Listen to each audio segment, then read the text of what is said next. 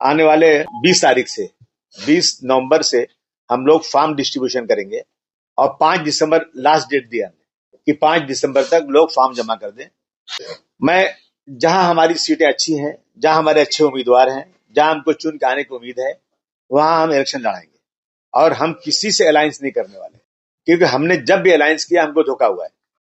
हमें कभी भी क्लियर जो है अलायंस नहीं मिला। अभी पिछली बार हम जब एमएलए का इलेक्शन था तो हमारी 2 सीटें थी सिटिंग, हमको बिना बुलाए हुए, बिना हमसे बात किए हुए, हम पेपर में पढ़, न्यूज में पढ़ रहे हैं कि 2 सीटें अलायंस ने छोड़ दी है।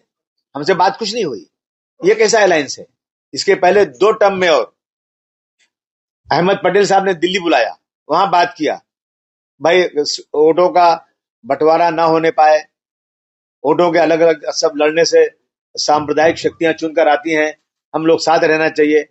हमने मान लिया और श्री मुलायम सिंह जी, अखिलेश जी ने कहा कि आप किसी से भी अलायंस कीजिए, लेकिन महाराष्ट्र की जनता को जिससे फायदा होता है, जिससे डेवलपमेंट ज्यादा होता है, सांप्रदायिकता खत्म होती है, ऐसे लोगों से आप, भले मैं यूपी में अलायंस करूं या ना करूं, आप यहां कीजिए महाराष्ट्र की जनता का ख्याल करते हुए। पूरी छूट हमको दी हुई। लेकिन हमने देखा कि कांग्रेस मेन कांग्रेस पार्टी है। अगर हम जो अलायंस करते हैं उसमें मेन कांग्रेस पार्टी होती है। कांग्रेस पार्टी ने हमेशा लास्ट जब फॉर्म भरने का टाइम आता है उसके पहले हमारे से अलायंस तोड़ देती है। तो हम वोटों का बंटवारा नहीं चाहते हैं। हम चाहते हैं कि सारे सेकुलर लोग साथ लड़ें ताकि वोटों का बंटवारा ना हो। लेकिन जो बड़ी पार्टियां हैं ना, वो सिर्फ लेना जानते हैं, कुछ देना नहीं चाहती है। समाजवादी पार्टी ज्यादा वोट नहीं मिलना चाहिए, समाजवादी पार्टी खत्म हो जाना चाहिए, ये उनका विचार है, ये सच्चाई है ये। इसलिए समाजवादी पार्टी अकेले इलेक्शन लड़ेगी, किसी के साथ अलायंस नहीं करेगी। और हमारे पास उम्मीदवार जो है ना, तकरीबन हम जो सीटें देख रहे हैं, हमारा वोट बैंक जो है ना, तकरीबन 125 से 150 सीटों तक हमको नजर आता है। हम वहां लड़ेंगे इलेक्शन और पूरी ताकत के साथ। डेवलपमेंट 4 साल से इलेक्शन नहीं हुआ है, डेवलपमेंट ही नहीं हो रहा है, पैसे रिफंड नहीं मिल रहा है।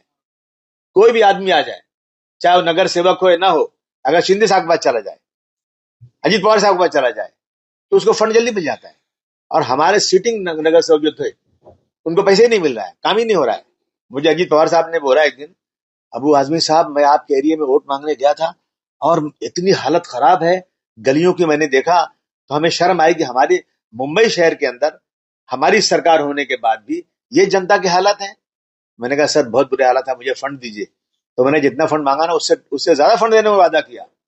लेकिन जब जाता हूं ना, कहते हैं नहीं, वो सब पैसे जो है ना, वो अपना लाडली बहना में चले गए, पैसे ही नहीं बचे हैं। लेकिन देख रहा हूँ रोजाना फंड कहीं न कहीं जा रहा है, लेकिन जो अपोजिशन को उनको फंड नहीं मिल रहा है।